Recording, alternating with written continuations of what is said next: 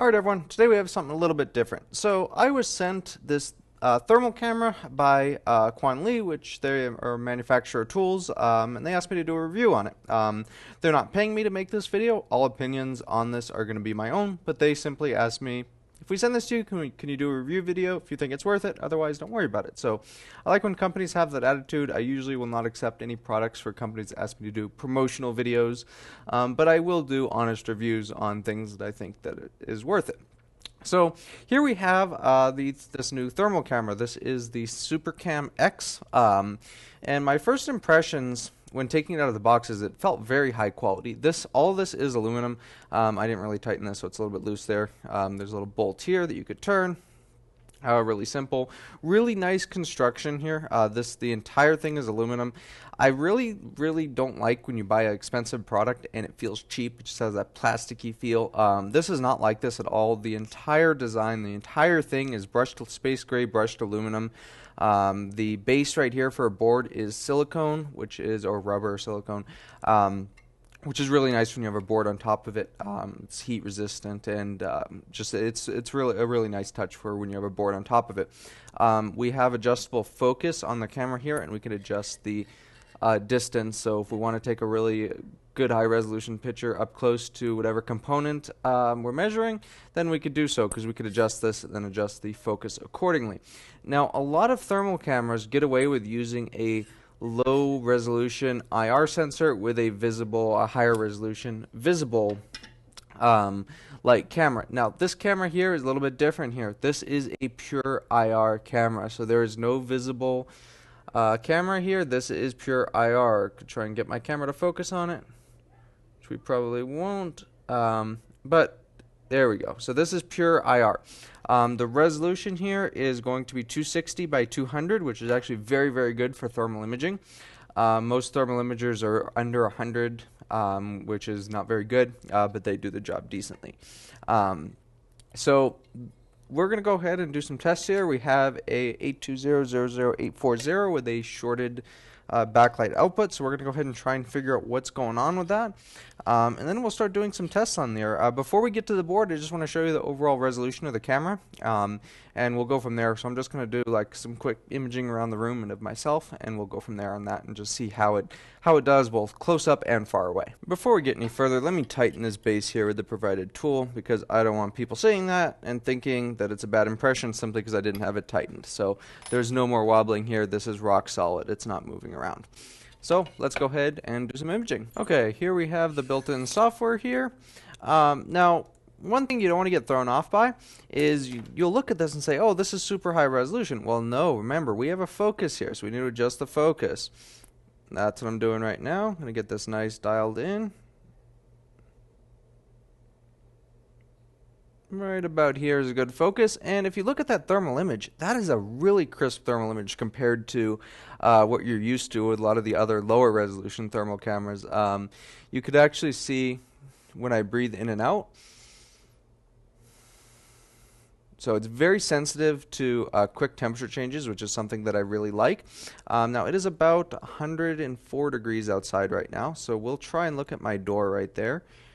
Kind of move over and focus on the door in a distance. You could clearly see the frame. Just got to get it in focus, because again, it does have a focus. This is a microbolometer based sensor, so you will hear it focus from time to time.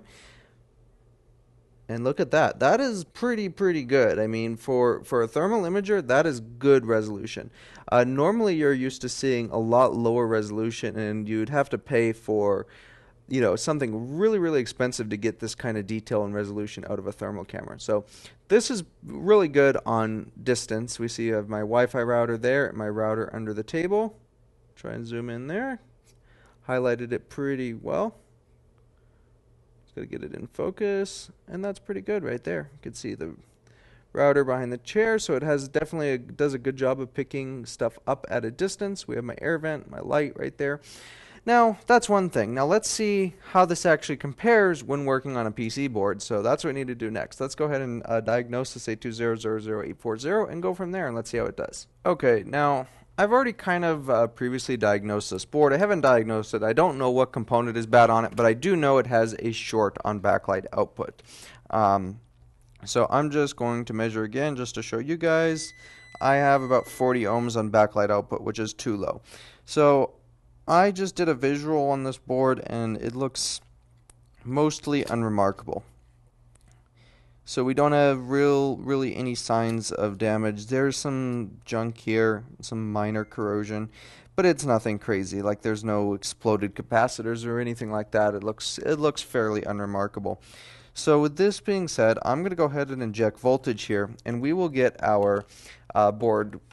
We will start imaging our board. Now, before I do that, I just want to get an example of what the board looks like under the thermal imager when we're not looking for a short. So I just put our board under here. We're going to switch back to our thermal view, and we're going to have a look at how the board looks when it is operating normally, just to see how it images the board in general. Okay, our board is unplugged currently. I'm going to go ahead and plug it in. You will see some temperature variances and some reflections based off the emissivity of the component, but I just went ahead and plugged this board in, and we're going to wait and see as it boots up.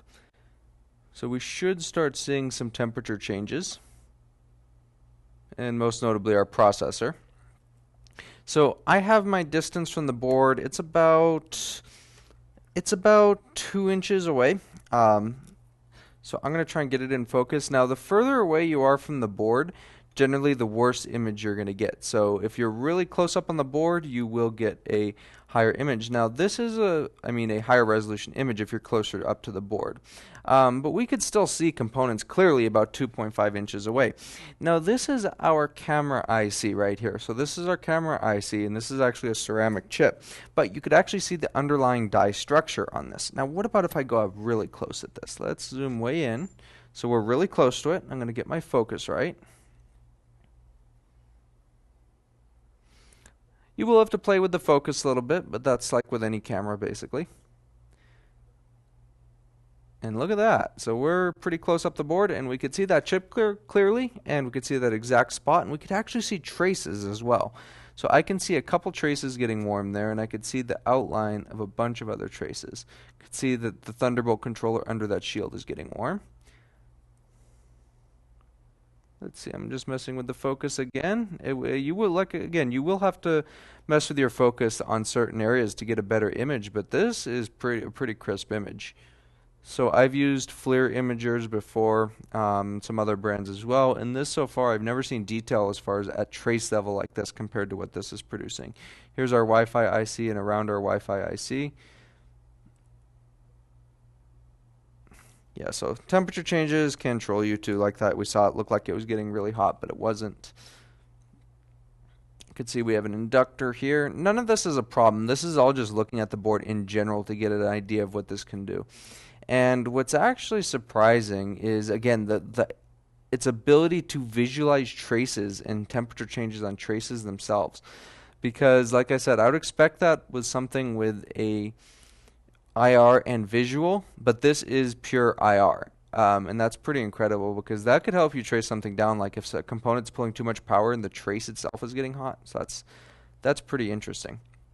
Now, this is at about an inch away from the board.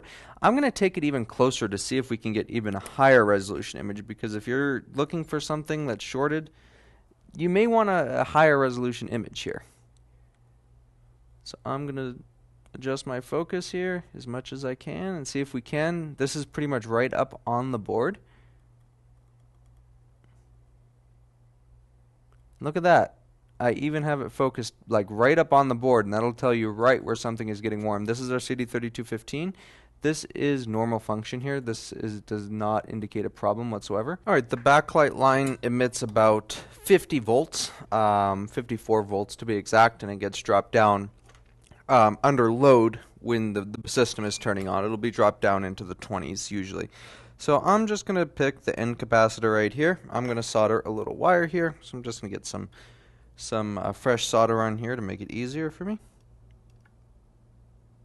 So just some solder there. I'm going to grab my wire right here. Now we also have to differentiate between if something is actually shorted and if it's just the wire we're putting in, because our wire is naturally going to get hot when we're pumping voltage into the board. Anything that's pulling current through it will get hot. So that includes our wire and the component that we're actually injecting voltage to. So that's in there. I'm going to go back over to my thermal imager now. It's under here. I'm going to switch back over to display capture. Now another thing to note is on our screen here, on the recording, the video may look a little bit laggy, but it is actually not laggy at all in use. That is simply just the latency from the recording there. It's actually very, the FPS is very high. We're not recording. Okay, we have our component. We have our wire soldered onto component that has a short to ground on that same line.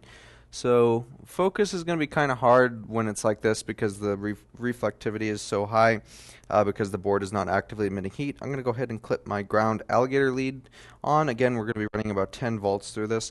Now when I'm looking at a thermal imager, what I want to see is how well something actually how we can differentiate between what's actually shorted, because a lot of times, and there we go, so it might actually be the component we soldered to. So we could definitely see something's getting hot. I'm going to look on the other side, and I'm just disconnected our voltage because the board is getting really, really hot and I smell like it's burning. But anyway. Bingo. Look at that resolution there. So that just lit up like, that was crazy. Look at that, 140 Celsius. Let's try and visualize it better. That is getting hot.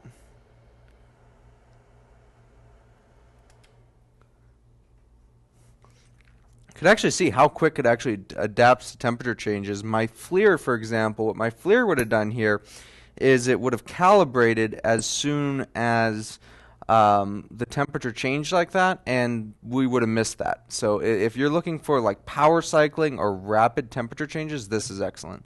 So now we have a really good crisp view of that. Let's turn our power back on. Look at that. We could see the heat soak into the PCB and the capacitor, and we could see the actual short location is in the corner of that capacitor. So the bottom corner is where that short is.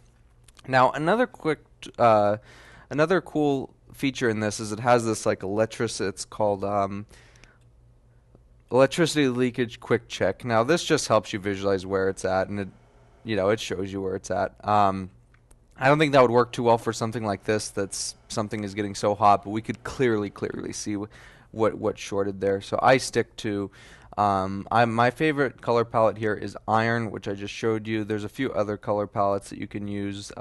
If I was going to be doing it, I would use either iron or rainbow. This is the rainbow color palette here, which still shows it well. But iron is nice and crisp, and it's just what I've always used, so I'm comfortable with iron. Gonna try and get it maybe a little bit more focused. I just want to be able to show how crisp this image actually is, but I'm pretty sure anybody watching this will get it. So about right there is about as good as it's going to get. I'll do it one more time. And it definitely showed it. Now, that's close up. What about far away? So what if you're scanning like the whole board and want to know what something is? Let's see if this, it's like, let's say we don't know where our short is or our general area, and we just want to look at the whole board. So let's see from far away. So this is far away, as you can see. Now, at a distance, you are going to have a compromise. You're not going to be able to see stuff as clearly at a distance, but we could probably still tell what it is. So at a distance, we could still see it's coming from that capacitor right there. It still shows great contrast on what's shorted, and it still puts out a great image even from far away. And we could still easily tell the exact location of that short, even being very far away. So let's go ahead and remove and replace this capacitor, and let's see if our board works. So we could actually see now, after injecting voltage, that capacitor is burned, and that's what I would expect because we hammered a lot of amperage to that board, and yeah, that's what's going to happen. So I'm going to go ahead and remove this with my hot air, of course. A little bit of flux.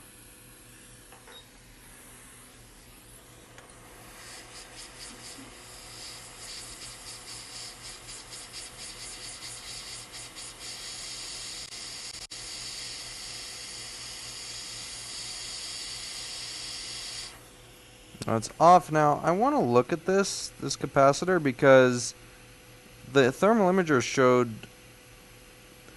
the exact corner. Oh yeah, there we go. So it showed right in the corner where it was getting hot, and if we actually look at this, we can see the spot right there that it showed. That's where it seemed to be getting hot the most, was right there, and the bottom is all shattered. That's what happens with ceramic capacitors. They do that sometimes. Anyway, let's go ahead and get our new cap on here. We also need to check and make sure that there's no short to ground. I mean, make sure our fuse is not blown, which can happen after something like this happens. And we also need to check if our short to ground is gone after this, which I'm 99.9999% positive it will be. But it's always good to double check. Here's a new capacitor from a donor board.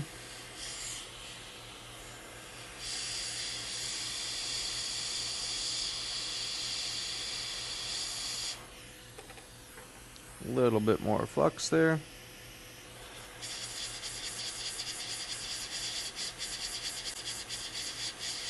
Good. Backlight fuse is going to be... Where's our backlight fuse? Right there. Right below where I was looking. Just want to check this guy. It's pretty rare that backlight fuses blow on a retina, but it still does happen, so it's always worth checking. And the fuse is good. Actually, no, our fuse is not good. So the fuse is reading 9.6 ohms. So that's a little bit high for my taste. So what probably happened, the fuse is like partially blown. Either way, I don't trust it. That sometimes happens, but yeah, when that happens, just get rid of it. Because a partially open fuse can fully open down the line. It's been electrically damaged.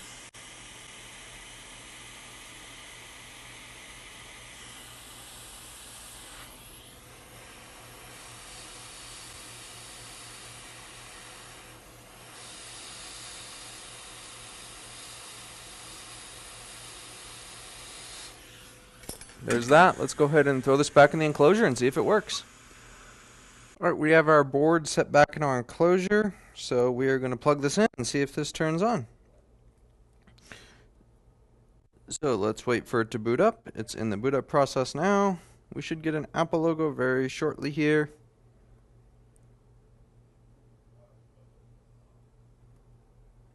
Wait for it, wait for it. Gonna lean it like this. We actually do have backlight. I could see it from here. I could see the outline, but I want it to actually boot up. There we go. So sometimes they take a minute, but we definitely have a backlight now, and this should be booting. Let it get to its OS. It's probably going to be starting up in recovery mode because every time we do a video on something, booting up after repair, it starts in recovery mode. And of course, it was in recovery mode, as always. Okay, let's go for take 2. We have Apple logo, and hopefully we start into an OS and not in recovery mode. There we go. So it started in the OS. This is fixed. So, back to our camera. So, would I recommend that camera? Absolutely. I think it does a great job. I think it produces great resolution images, and for the price that they're offering for, which is under $1,000, I think it's a great investment there. Similar cameras, I would probably put number 2 behind this one, would be the Seek Compact Pro with macro lens from iPad Rehab. But this is just leaps and bounds better than my FLIR. So for example, my FLIR meter here is the DM166 here, and this is, yeah, it's not even close. This is garbage compared to the SuperCamX. So I would definitely recommend it. I definitely like the benchtop setup here. Another nice feature is this is USB-C actually. I know the previous camera was Ethernet, and Ethernet's kind of a pain. This is USB-C. The Windows, the software only works on Windows. I would like to see a Mac OS software version of it for sure. I would like to see Mac OS and Linux software versions of it. Software can be a little bit buggy from time to time. It's nothing major. It's not a deal breaker by any means, but there is a few bugs in the software. Again, not a big deal. But overall, I like this. It's been in use here for about few weeks now, and we've had no issues with it. So I could safely say that I recommend this. It produces really good images and should definitely help out finding shorted components here. I probably wouldn't cheap out with a thermal camera if you are looking to spend under $1,000, but you do want something that is very, very good. I suggest you go with this right here, which is the SuperCamX. Again, I am not being paid to say this. This is my own recommendation. This is my own opinion. I will never accept a paid sponsorship for any reason. If companies want to send me something to do a review on, I'll gladly do it, but they know it's going to be an honest review. If it's something that is not good, I will tell them this is not good. You probably don't want me uploading this video, but if it is something good, I will gladly give it a good name out there. So that's it for today, and I hope this video helps you in some way.